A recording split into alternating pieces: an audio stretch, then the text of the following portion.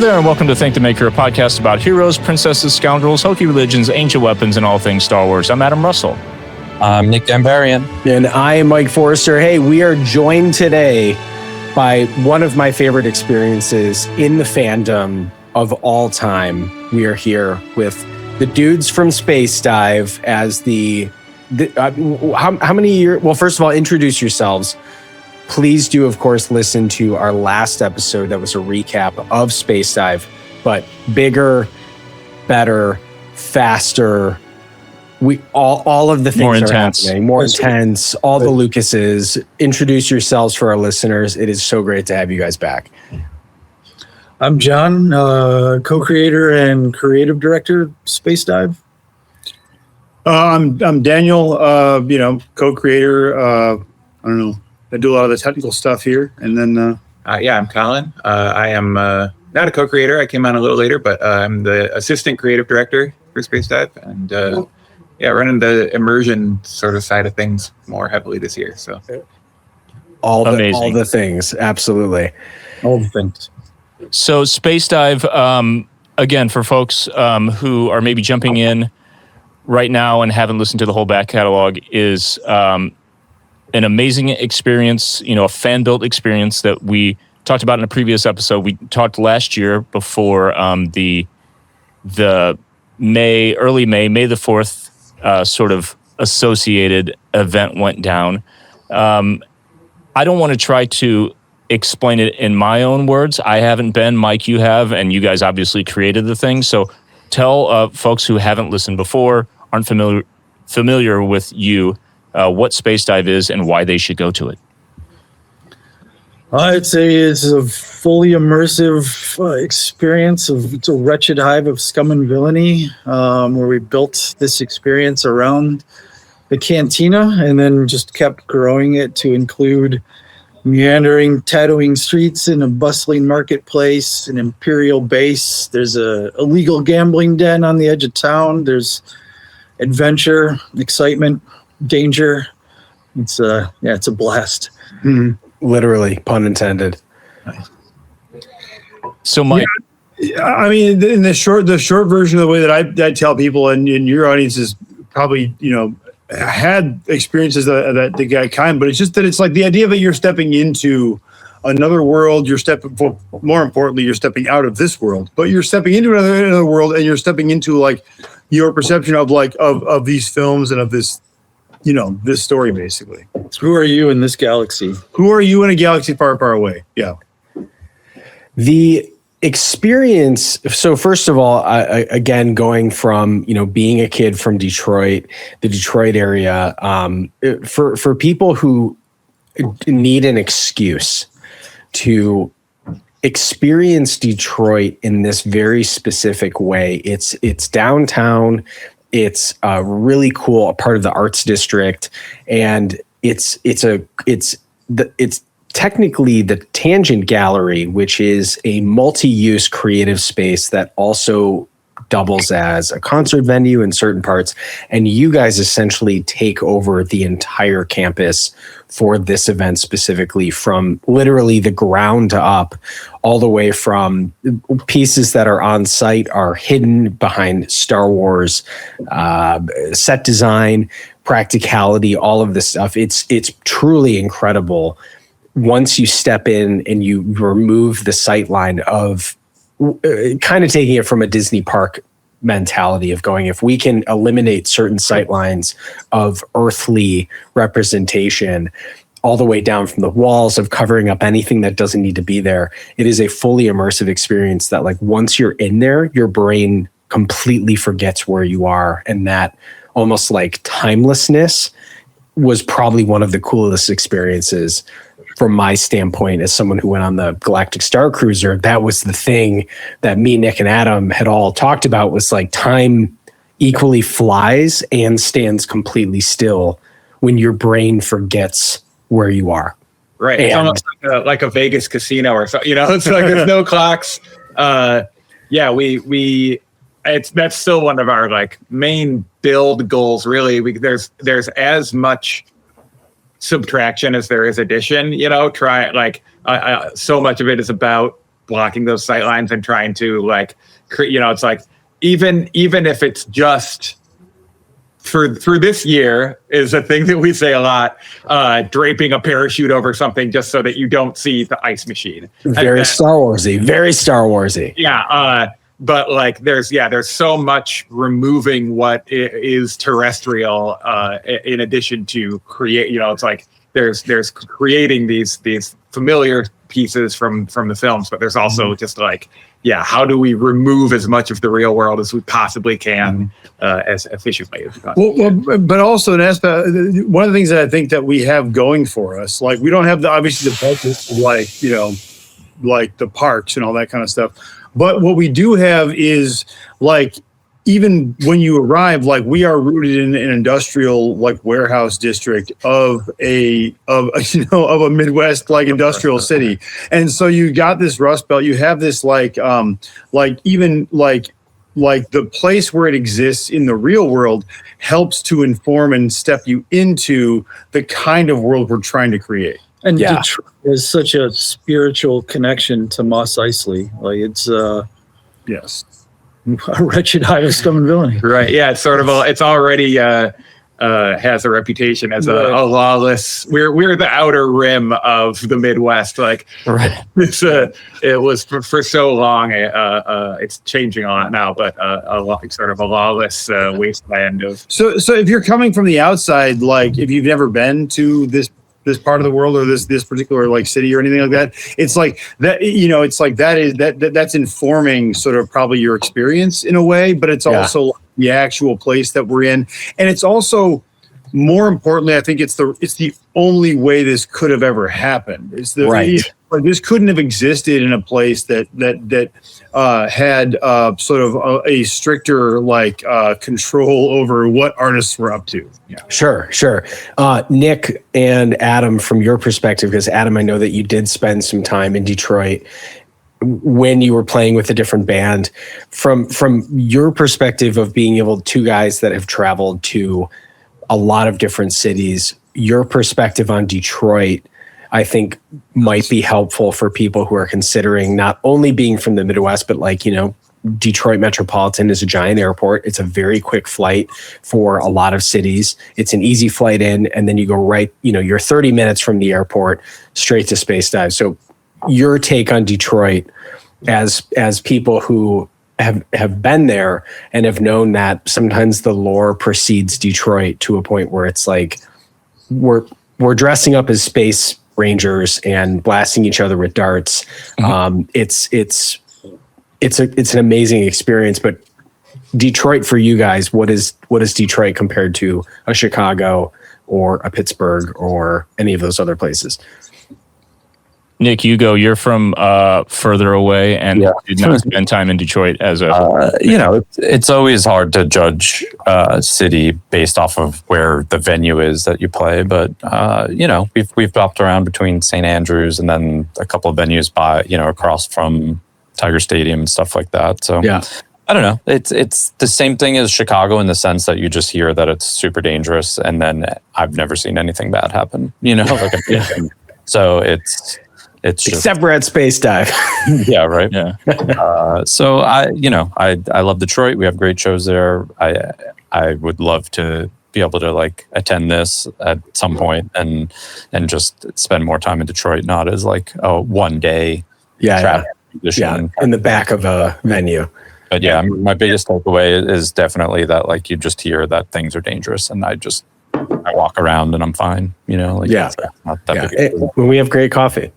Oh, for sure. Madcap, baby.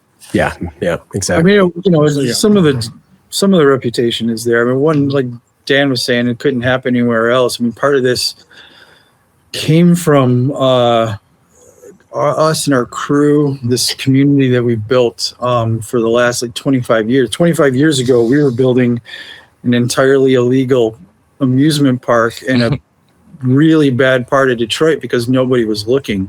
Right. And we were surrounded. It was a full-on war zone, and like we've all been shot at and So like that was crazy, but Look, it's different. For, now. for your audience, I mean, like what he's talking about, look into Theater Bazaar. Yeah, Theater yeah. Bazaar in Detroit, like look into this, because that's like that like none of this exists without that having already happened and that having already existed and having already built a community and all that kind of stuff. So it's like everything that we're doing is adjacent to and built upon the foundation of what John was doing with Theater Bazaar, going back many years before that, and in much more dangerous conditions, basically. Yeah.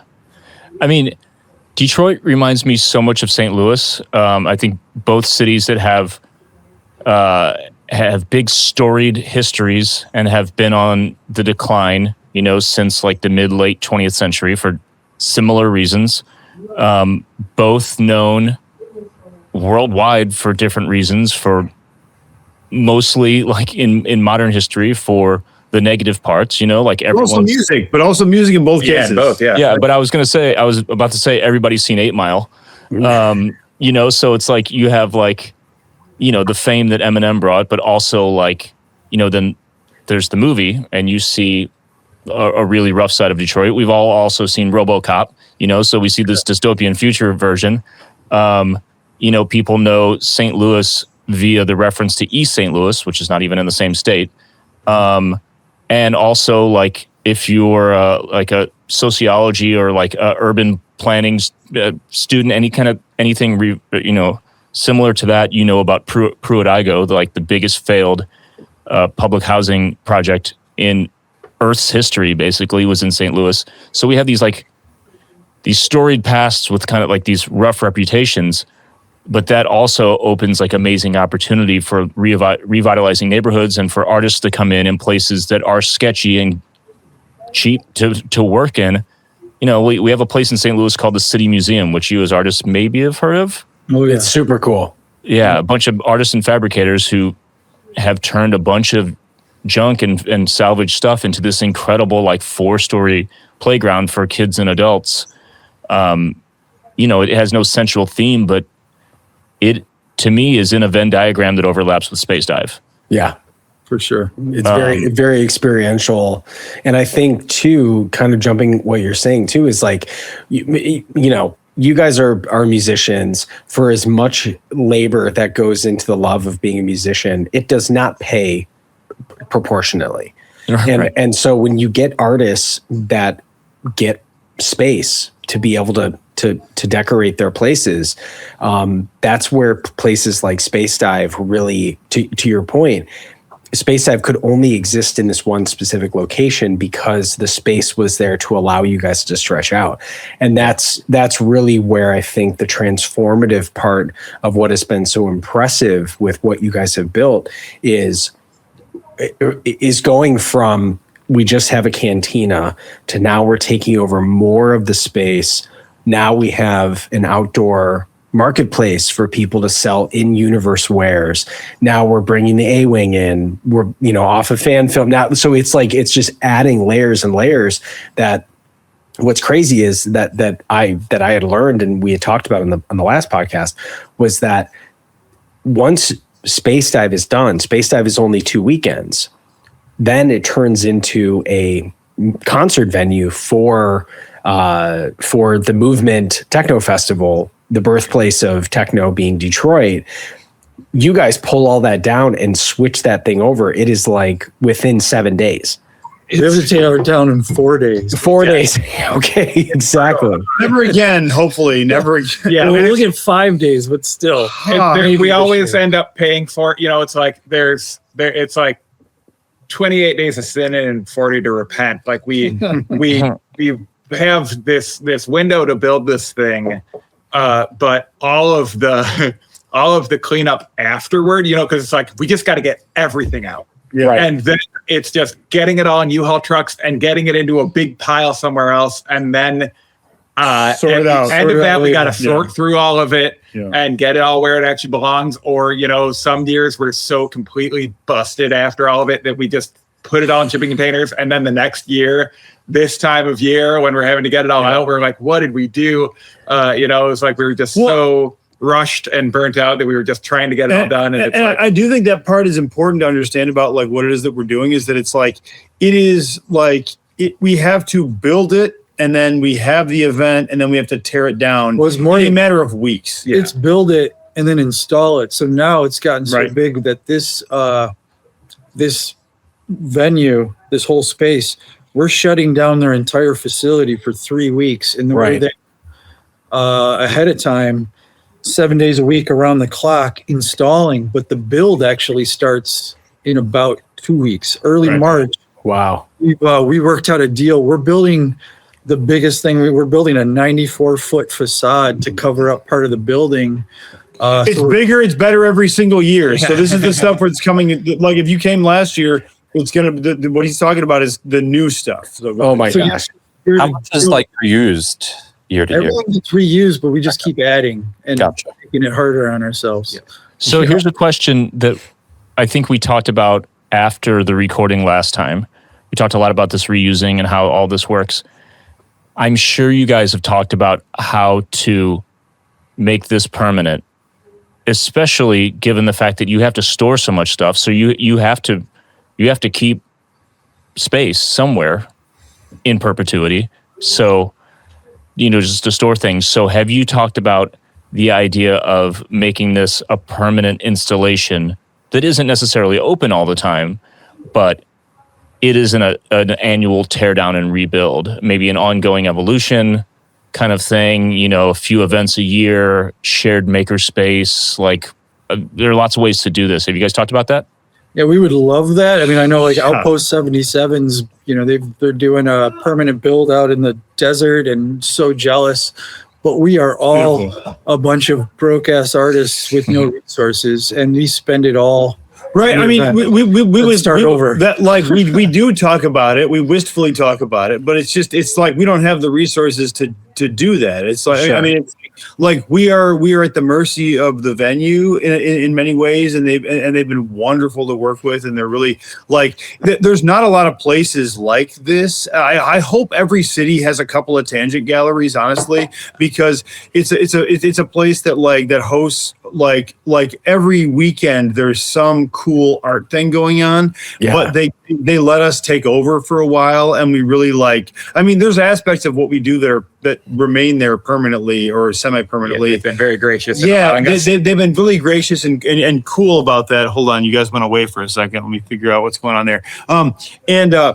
So it's of course we would. That's a dream, but we don't have that it's not really on the table for us at this time. But it's very much it'd be amazing because so much of what we're doing, we would, John designing and everything, he would design it differently if it could stay up. Right. If it didn't have to turn into an origami flat shape that could store into a shipping container, we would build it differently. It would probably look better. It would probably so much better. There's so much stuff that we would get out of having a semi-permanent build, but it's all got to be done in a way that that we can rally 40 people to be boom boom boom boom and lay it down in in a matter of a few days. And so it's of course, sorry, you got me dreaming a little bit. That would be amazing. Yeah. Sure. Hey, dude, I have thoughts. I have lots of thoughts. We can keep talking until... We'd love to. Yeah. The win the lotto. An angel investor. Keep playing those numbers. The flip side of that, though... It took 10 minutes before I got here. Yeah. The flip side of that, though, is having these modular Lego pieces sort of that we've created that build these sets allow us to bring these sort of pop-up things to other events like Comic Cons and stuff where we've we've got all these just theater flats that are made to just zip together and they're all modular and we can rearrange how they go. So we can sort of take these pieces and build these different versions of our sets and things, there's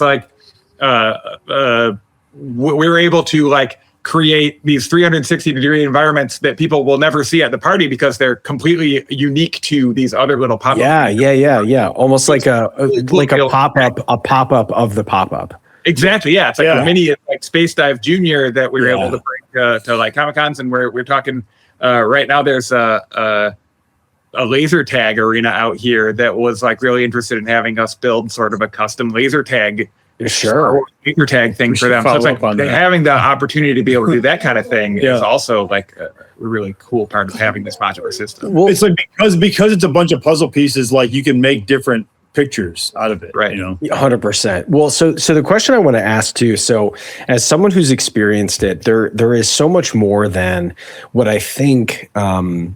When we think of these experiences, I think especially around May the 4th, people have the idea that this is like, oh, it's a themed bar, but like what people don't understand is that there is in-universe food, that you guys have a great food vendor that comes over and cooks live for you. The menus are in Orabesh.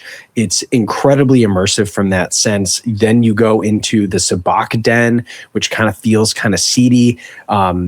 I know that, if you can figure out how to win, that's kind of the game of the galaxy, right? And then from there, you have bands that are playing. You have an outdoor marketplace for people that are selling in-universe wares. I think General Greebley's had his premiere shop opening there for people who just want to grab a little $20 thing and throw it on their poncho to make it feel more Star Warsy. And there's an amazing amount of people that dive into the experience because you guys make it so that if you do not have a costume or you are not in the theme of Space Dive, you can't get in the door, which is probably one of the most jarring experiences of going to Disney as someone who loves to wear costumes and build characters.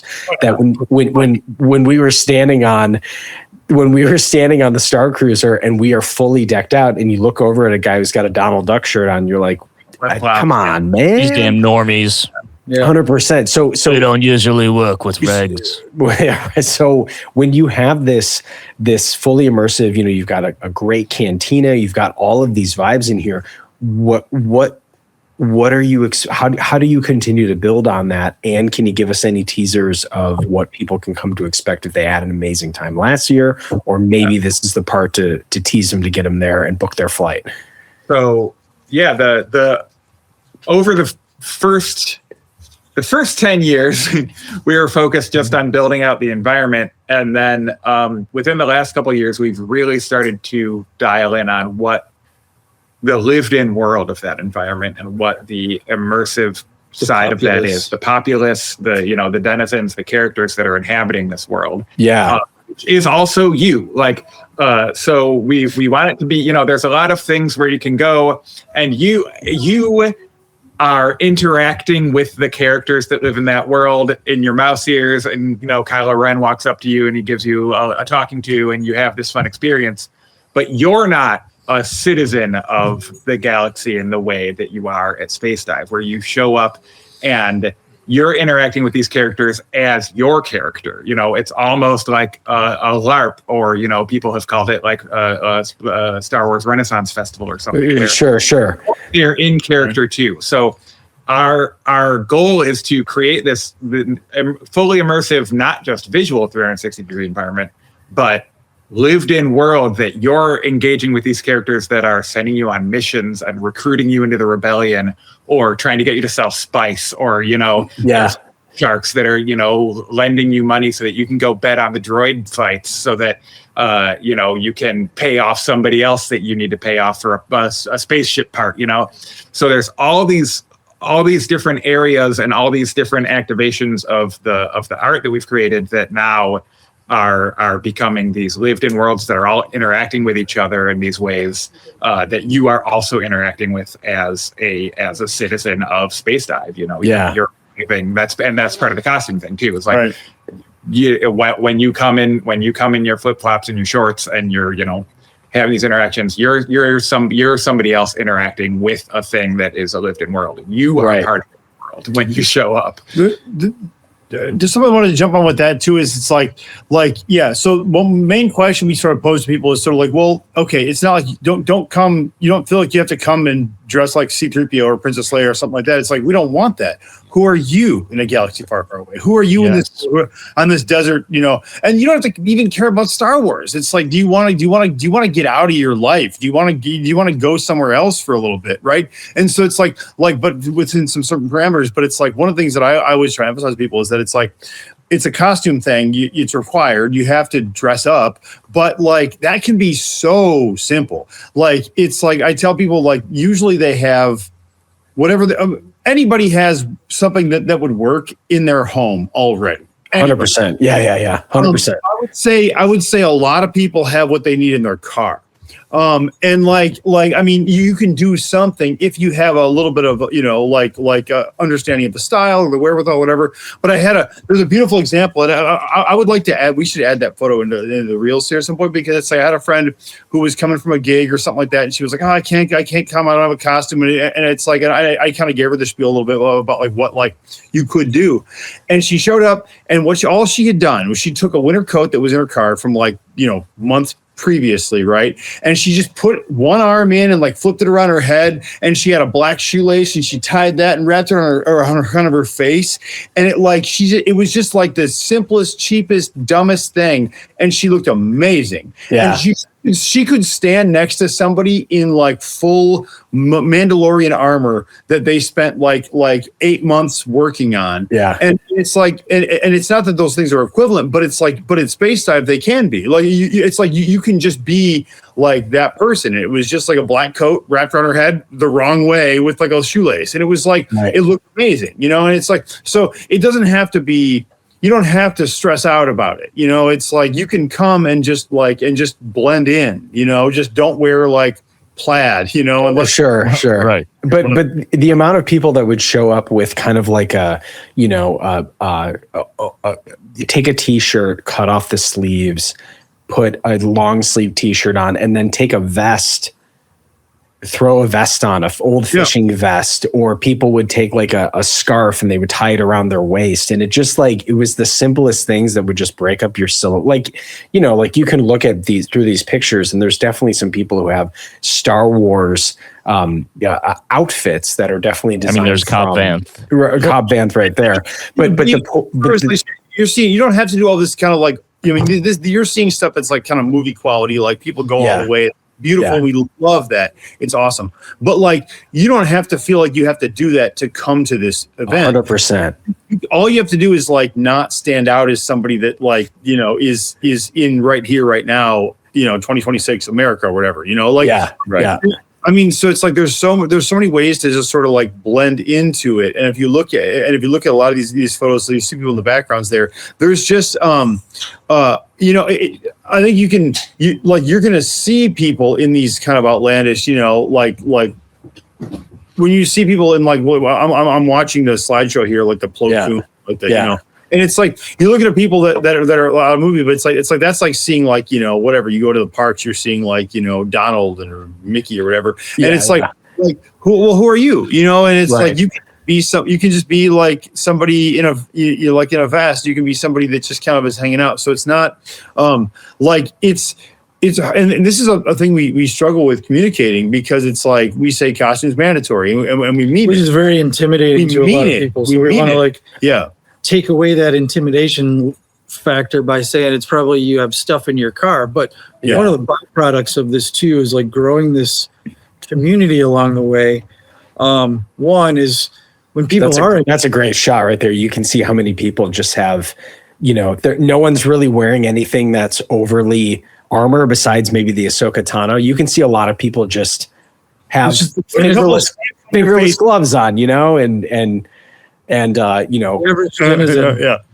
But but also like being able to, some people, you know, there's that entry level, but then people get there, and we've met so many people where they have never sewn before. They never got into sculpting before, or like using foam or cosplay, like a LARPing. It was such a foreign concept to them. Mm-hmm. And to see people tap into a creative side and learn skills that they've never done and be able to bring that and show that off is like, it's one of the coolest aspects of that, is like people that would not consider themselves to be artists or creative.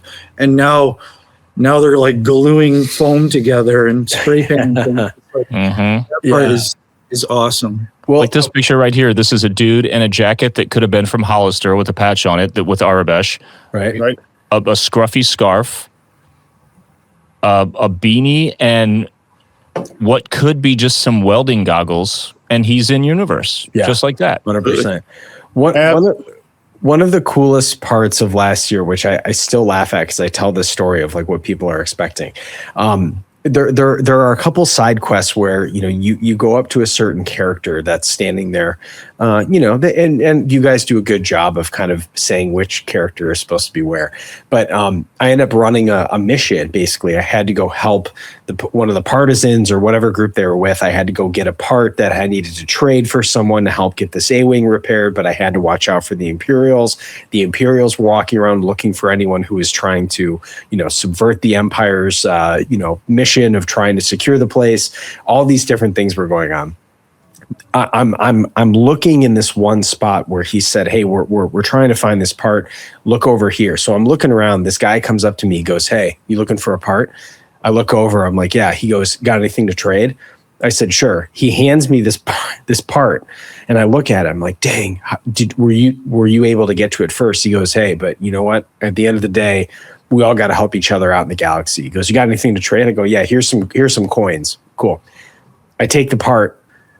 I go back to one of the partisan guys and I go, "Here's the part." He goes, "That's not my part."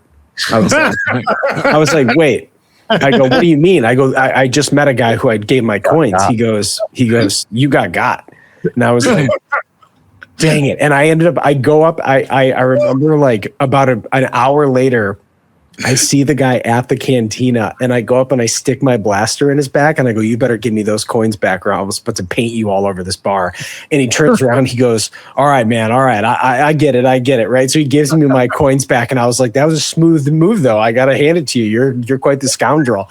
But I'm like, those are those interactions that are so organic to Space Dive that I'm like, that's when people are playing along and they're having fun with it, that is the part that I'm like, this is the magic of what I think all of us want in a lived-in Star Wars experience too, where like people are on the level of going, we're here to have fun. We want this to be a thing. We can interact. Whoever wants to play along understands the point, right? And I think with how much work you guys put in to building out this world, it makes it the perfect playground for people to come enjoy what you have built over the past 15 years at this point and be able to kind of take what would be at this point a corporatized experience of going to a Galaxy's Edge, which is amazing. We're all taking all these the cues and the design cues of what Imagineers have done, but this feels different in the way that I'm like I'm at this point making a pilgrimage to come every year because it was so much fun last time.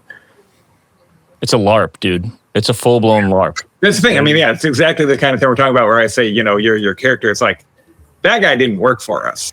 But exactly. But he was there playing along, which makes sense. Space Dive, you work for us now. Like that story, you're part of this world. That anecdote whether brings you like it or such not. Warm feelings to my heart. Yeah, we've been watching this like scoundrel culture kind of grow along where it's just like, it's very like people are getting robbed and people are, pulling scams and it's just like, but everybody's having a good time with it. No one's getting pissed off. And that's been also another what you expect. Yeah. It's like when you go to Mos Eisley, what do you got to keep your head on a swivel. That's such a good one though. Like somebody that brings stuff and knows that like they know that people are looking for parts and they just sell parts for stuff. Like it's beautiful. Really. It was awesome. And then, then you get someone who like, I remember these two girls were in the Sabacc tent and they were like, I'm sitting here being like, man, I just cannot seem to beat these two girls that are sitting next to me. They're crushing it. And they're just gathering these gems and these jewels. And I'm like, all right, I guess I got to tap out. I'm broke. Like I have spent all my money. And we all get up and walk out. And the girl looks over at me and flashes two like I can't remember the eye, the Cylops. Yeah. She looks over and goes, "Hey, next time, bring your own cards, dummy," and walked away. And I was like, why didn't I think of that? But she just like completely fleeced us. And I'm like, this is pro level thing. This is Luke Skywalker walking in and being like, oh, wow. This is a fun group of people. Golly, Yeah. I guess I'll get a beer. Yeah. Exactly. I do it. Right. Tug on the sleeve of the bartender. Can you imagine doing that? Yeah, right. Like imagine going to a bar and just like you wait for like he's there for 10 seconds and he reaches over and literally touches the bartender and tugs on his sleeve. Yeah. I mean, I don't know. He kind of, I don't know. Twice. He fucking hits knocked out. It's wild. Anyway, this place can get a little rough. It's Detroit Tween is fully lived in by the locals who have learned to survive it and navigate it so well. From your perspective, for people who have attended or considering it, there is this desire for these immersive experiences. There's, we ended up staying in an Airbnb in Royal Oak that was in Ferndale that was super close, easy hopped on the freeway. It was about 10 minutes away. What are you guys trying to build upon in terms of, are we looking at more immersive experiences? Are we looking at more entertainment options? What are the things that we can look forward to in terms of you guys I never doubt that it's bigger, better, faster, all the Lucases. But from your perspective, what are you building on for this year? You want to talk about the new build? I know we started talking about it a little bit. Yeah, there's part of it is the new build. Like I said, there's one aspect is a facade that's like 94 feet long to wrap the building just for more. You just want every 360 views to be just so dialed in. Anywhere you look, you're in this world. But then also, like Colin was saying, like we built this world and now we're getting a chance to populate it. And last year was kind of our beta test with Immersion. And we learned a lot. And this year we're dialing that in, plus doubling the amount of characters and the aspects of those characters. So there's more people that you're going to run into. But like you said, the person that you talked to, you didn't know if it was a patron or a performer. Yeah. And we're hoping that just continues. And we only want to just add and supplement that. So it's right. Yeah. It's like, I mean, we're asking people to come in costume and come and be their character, but it's like, it's partly because we're taking a space and we're putting a costume on it and we're totally transforming like this environment. And it's like, and we want you to come in there and be, and just step into that world and not, and not be pulling anybody else out of it, basically. Mm-hmm. We want to just pull everybody in deeper and engage. So it's like one of the things we're really excited about here and is just that this new build kind of closes a gap we've always had as far as like okay, it's hard to kind of capture this particular part of the space, and so on some level we are limited by the amount of like square footage that exists, of course. Yeah. Environment. So what's starting to happen now is that like we have sort of filled that footprint and we're going deeper and we're making it better and we're making it more immersive density and we're making it more like, again, just so that it's more immersive. So it's just so that it's like wherever you look, you got to use a little imagination when it comes to like the skyline and stuff like that. Sure. We've only got one sun, unfortunately, but like, right.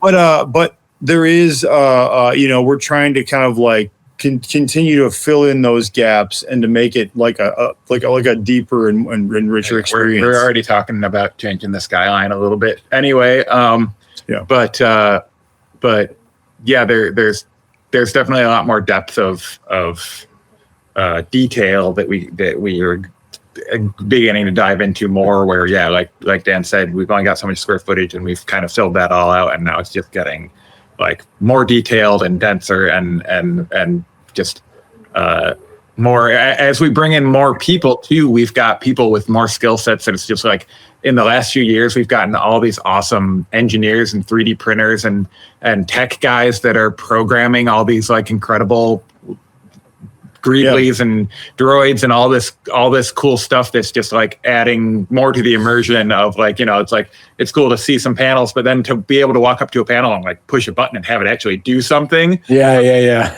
Like the detail gets more granular. It's like, cause we were very much painting in broad strokes. And I mean, when I say we, I mean, like he's doing the painting basically, but like, well, actually both of you guys do a lot of painting, but in terms of like, okay, we're trying to sketch in a space, and what's happening now, every year it gets a little more detailed. It gets a little more like where you can get closer to the props, and it gets a little more like, okay, well, I'm believing this illusion that's being kind of cast more and more.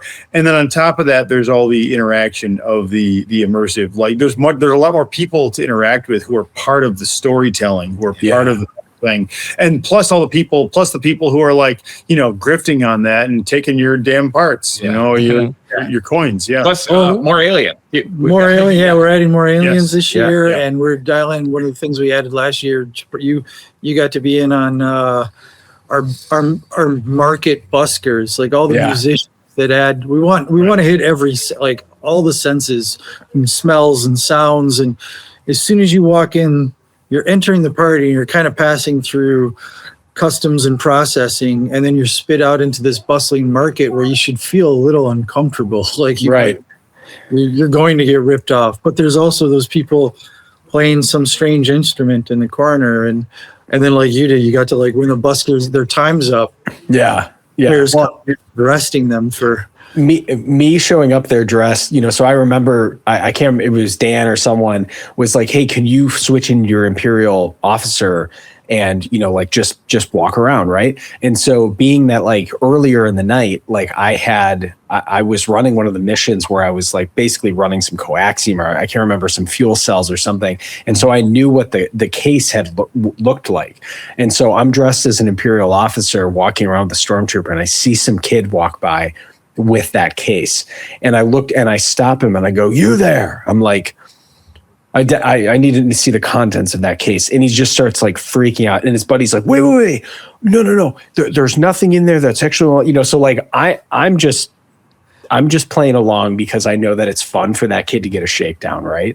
And when you have those levels of people who get what you're putting out there, I think adds to the elevation of the storytelling of what it is that you guys are doing, so that the expectations almost allow for you to essentially become a part of the experience, which is, I think, where all of us were so frustrated that the Halcyon Galactic Star Cruiser experience didn't meet Disney's profitability model or whatever it was. But that was one of those things where we were incredibly moved by at how much people bought into the experience. Nick, Adam, from you guys attended it.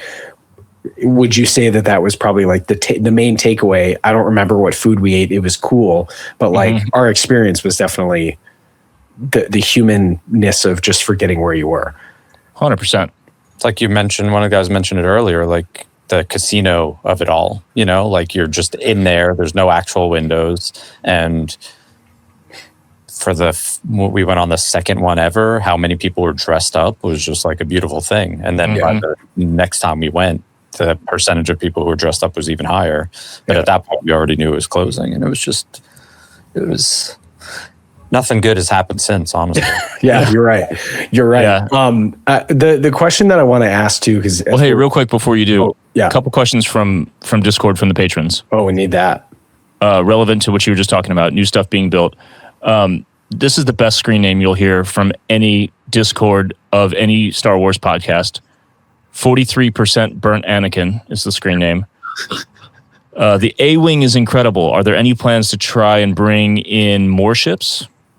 Always. Well, so we have the Allurus, which doesn't get as much attention as I think it deserves. The Allurus was this vessel from a student film from the 80s that we extracted from a garage in basement, or a basement rather, in Metro Detroit. He found it, and we followed up on it, and it was where he found it because it was like a marketplace ad that said spaceship in the basement. No, it said spaceship interior. There we go. Sure. Spaceship interior free. And there was a little tiny picture that was like 360p, little tiny thing. And it was a guy with with some glowing keyboards, right? And it was sort of like, and so I reached out. Colin found it. I reached out and was like, "Hey, so would this fit in the back of like a Jeep Cherokee or whatever?" And he was sort of like, the guy just said like, "You should come see."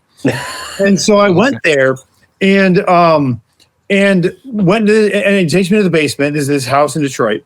And first of all, immediately it's clear that there's not just an interior, there's an exterior. Like I'm looking at a spaceship built into a basement, and it's all dusty and whatever. And he leads me back in, and I go inside, step inside this thing. I got to go through this little crouching space, and it's dark. And he's like, "Okay, just give me a second, let me plug some things in."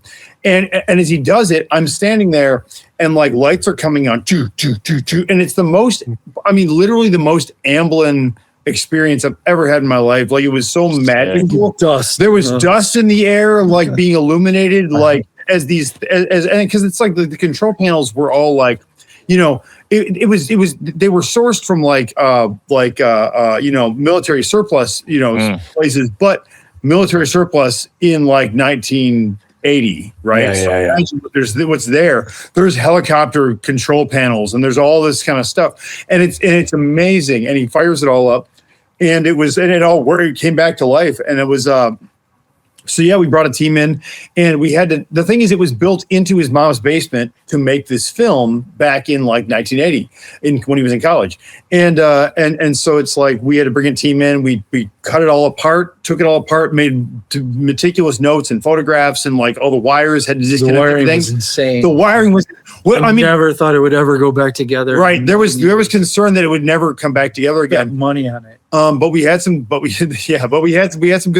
folks, and we got it back together. So anyway, long way around to say that we do have another spaceship that sits in the main kind of theatrical space, and it has this beautiful long history.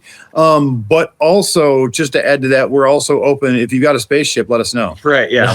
We've added some speeders. We got a swoop blade. The land speeder, the racer hybrid. The problem really with adding more ships is just space. The A-wing alone. The A-wing is the smallest ship in the Rebel fleet, and it takes up so much room. But if you have a spaceship, let us know. If you have a spaceship, let us know. We'll figure it out. This is not to say that it's not wanted. It's just we're waiting for an X-wing to fall in our lap. But not an X-wing, my God. Yeah, but it's like so. I don't know. Like, give us some leads if you have any. Right. Nice. Do you guys do the clever staging with the speeders like Galaxy's Edge does to make them seem like they're floating, like how they use like the fuel line? They hide the stand in that and wires and shit. Some cleverly placed buckets and some we try to make it float. The A-wing we built on a trailer, and so we have landing gear that hides the wheel, and nice. Put a box in front of it. We want to do some mirror effects it's on like a boat it's on like a boat trailer where you can remove the main line of it, so it's like just the rear axle remains, right? So it still stands, but you are still hiding some of the structure. But the story of it is it's in need of repair, so it makes sense that it's landed and it's having problems with its repulsor lifts and all that. It tracks. It tracks. What else we have from the patrons, Adam? Well, there's Physics Buddy Joe wanted to know what your favorite prop or set piece is. I mean, that story about the cockpit, that'll do. Oh yeah. Mm-hmm. That's a good one. Unless there's anything else. I mean, the Imperial wall panel is so impressive. I've got some great pictures in front of that, and I'm always like, man, this is that Imperial hallway. More than that, I feel like that's so recognizable. The pill pattern. Yeah. That one of my favorites, honestly, I think partially because it took us so long to get there, is the cantina benches that our head carpenter Brendan, designed and built. It's like for the first 5-6 years, we had folding chairs in the booths, the cantina, and we were like every year it was like we got to get these things done. It was like the first year I built a template for the bench. Yeah, but I had been up for 3 days straight, hadn't slept, and like doors are in a half hour, and I'm like still jigsawing, trying to make these like chairs, and people are like, John, give it up. you gotta like just stop now. And then that template sat there for 5 years because it's one of those details. There's always another larger priority. Oh yeah, 100%. It's like every year, it's like doors that open, without there being some wet paint somewhere. But that one in particular is pretty funny because it's like, the benches was something that was designed from the beginning, right? But we just couldn't get there, and like literally, like we hang on to this chunk of plywood that like where the jigsaw got pulled out, like whatever, like an hour after doors opened or whatever. Right. Or and it was sort of like that we stored that for like 5-6 years until we finally got around more recently. I mean, honestly, is it more than that? Is it like 7, 8, something like that? Years. But like we did finally, and the thing is, the bench, like the chairs, like when you're taking pictures, if people are in them, you can't really tell, right? Yeah. But if you're sitting in the cantina, you feel it. You're sitting on it. They were folding chairs, but they were like plastic. They were they weren't. You weren't sitting in the booth that you knew that Han Solo sat in. Right. Yes. Exactly. We finally rectified that. Those got designed out, and then we got them beautifully upholstered by actually one of our vendors. Is this incredible leather worker, and he got them all upholstered for us, Jake. And they're just they're every time I see them in the cantina now, it's like it makes my heart glow. Just getting to sit on them, and they have this great like marine vinyl. Yeah, they're so good, and they're comfy, and you sit in there, and if you can get in one of those alcoves, you're like, I'm the highest roller at this place. Yeah, totally. They are so sought after because everyone wants to sit in those spots, and once you get in there and you can kind of post up, it is unbelievably cool. My question for you guys at this point is going like, John, like watching you with those kids for the family part of the early part of the day was one of the coolest things, because I'm like, this is, we have been a little critical of some of the marketing for the newest movie coming out, Mandalorian and Grogu. But like when I was seeing you work with those kids about like, hey, we're going to go on a sneaky mission. We got to, grab your Nerf blasters. Cause that's been kind of the thing that's kind of been like the fun part about Space Dive is the Nerf blasters are encouraged. But watching you walk around with those kids, like they felt like they were in Star Wars. I mean, they felt like they were totally in it. And that to me is the best kind of stewarding the next generation of fans, because without people who fall in love with this stuff, there is no Space Dive once you guys decide not to do it. And so like the part that I think is awesome about you guys having Family Day and encouraging people to see their kids see this side of themselves and see that creativity is alive and well, and that we need less bankers and less insurance people, and we need more artists that understand that like lawyers didn't make this. Artists made this, and people who understand the power of creativity in a way that 50 years ago, a guy had a crazy idea to self-fund a movie about World War II in space. And here we are 50 years later, you guys have taken the George Lucas mentality of going, what is the emphasis of storytelling? And it's, if you can suspend your disbelief, that is the essence of what makes Star Wars a 50-year project that's still being added to, in my opinion. Yeah, and getting, you get adults in there and there's suspended disbelief and people buy into it. You get kids in there and it is beyond suspended disbelief. It is belief. Like it is real. Yeah.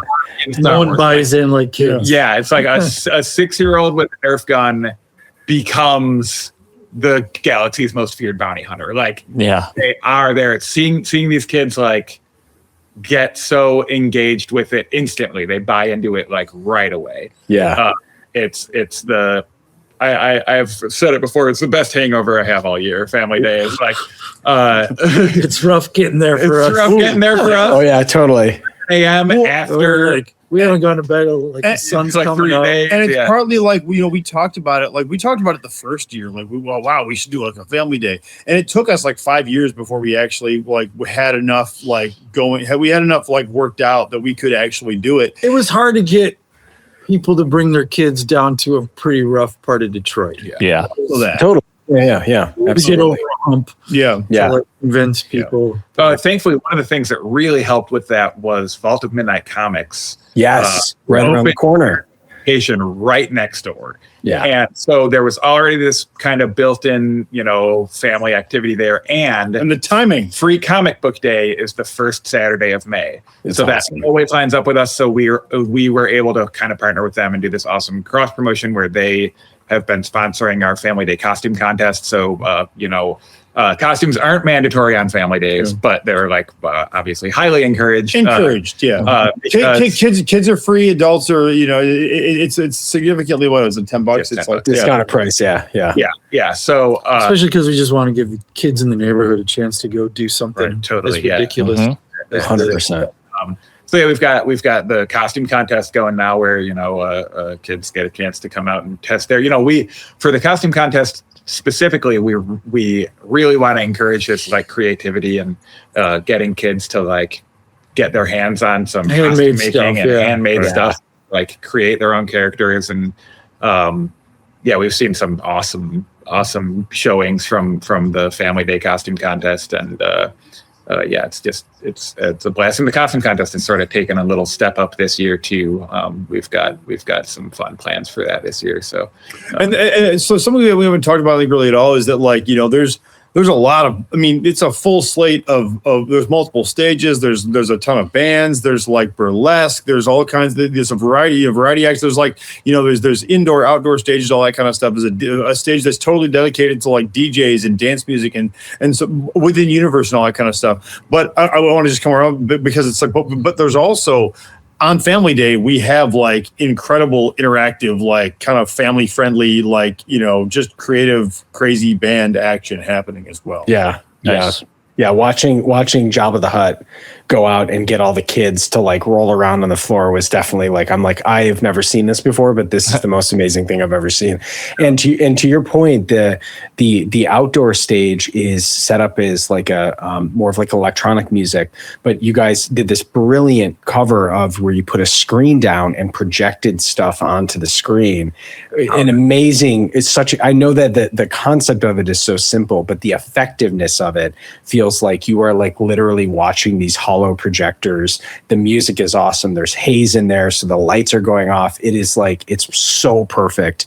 And so if you don't want to be inside listening to the bands, you can be outside in the different markets. You can go into the den. So there truly is something for everybody. From my experience as someone who is extroverted, I saw a lot of people just kind of people watching and kind of seeing the experience of feeling like you're seeing the sights, you're smelling the smells, you're getting all that experience. So well done. I'm super excited to come. We're coming the second weekend again. And it seems like it's really I think when people have bought in to seeing how much work you do, it makes it easier for people to volunteer their time to be a part of the team.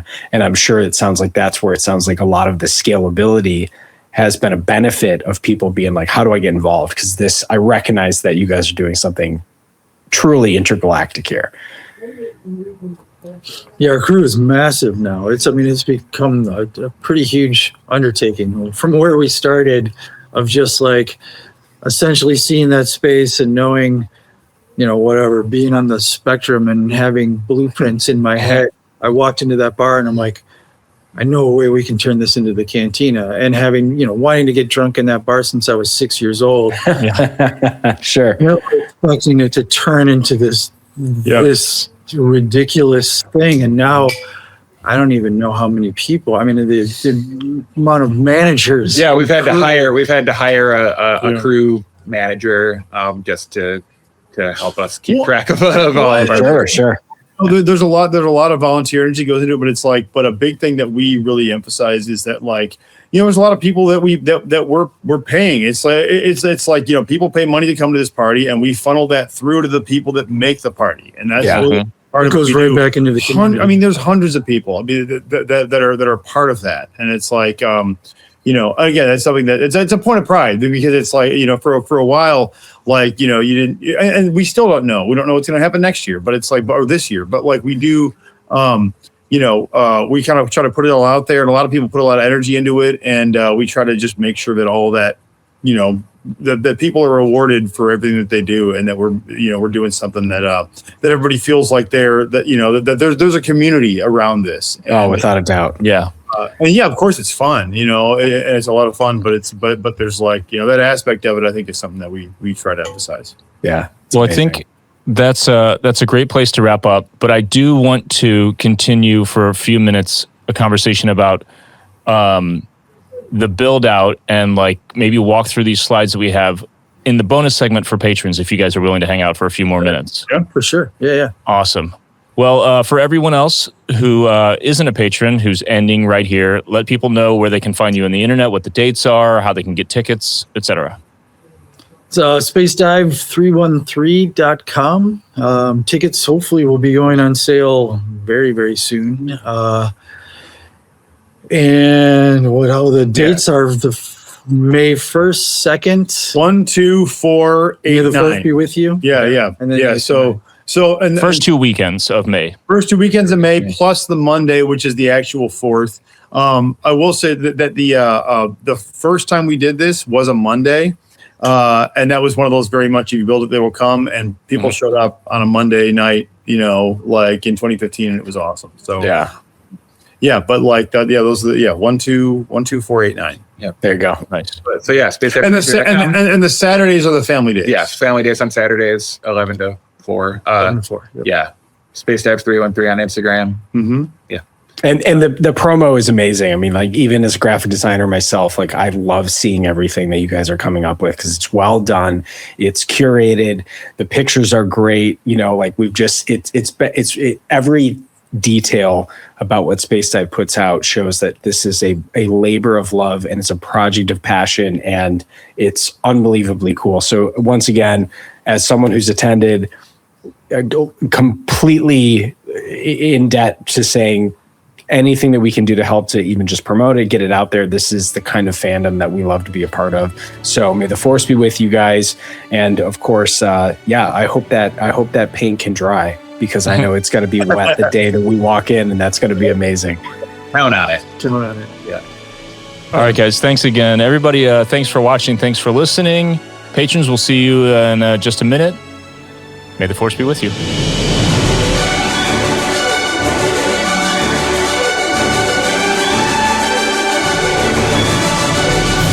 Thank the Maker is produced by Adam Russell and Jason Chiodo, and edited by Jason Chiodo. If you enjoy the podcast, you can support us by leaving a review on Apple Podcasts, Spotify, or wherever you listen. Or you can support us directly at patreon.com/thankthemakerpod, where you can get access to our Discord server, exclusive content, exclusive merch, and more.